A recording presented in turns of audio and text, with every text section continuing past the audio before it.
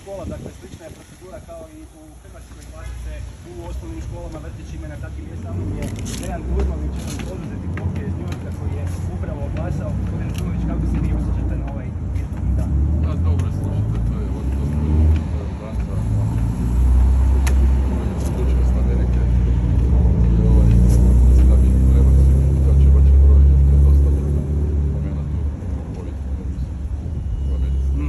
Da, 66% je bila izlaznost prije 4 godine, mislite možda da će biti još veća ove godine? Pa, gledajte, ja vjerujem da će biti veća jer je velika zainteresiranost. Oni su jedni počeli izbora općenito. Vlada je jedna velika zainteresiranost, a i velika propaganda za izlaznost. Ja vjerujem da bi trebala biti veći izlazak ove godine. Da, i imali smo te ankete koje su do zadnjih dana pokazivale da će utrka biti jako tjesna i zbog toga možemo očekivati da se neće toliko rano znati rezultati kao u nekim ranijim slučajevima. Što vi mislite kad bi mogli uopće doznati ko će biti pobjednik? Pa ja mislim da je do 7 dana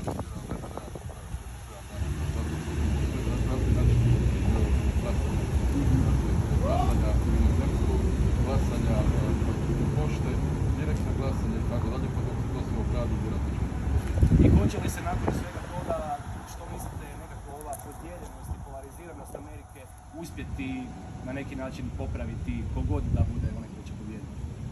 Slušajte, dosta su sukobljene stranke, dosta su polarizirana mišljenja, da su čak neki govorili o nekim nemirima, tako da ja vjerujem da neće biti toga, jer praktički, znate što, ovo je zemlja u kojoj je posao i profit glavni interes, razumijete, i ljudi su, vjerujem, ipak toliko sabrani da će uvijek svaki svoj pokušavati svoju agendu gledati na političke strane.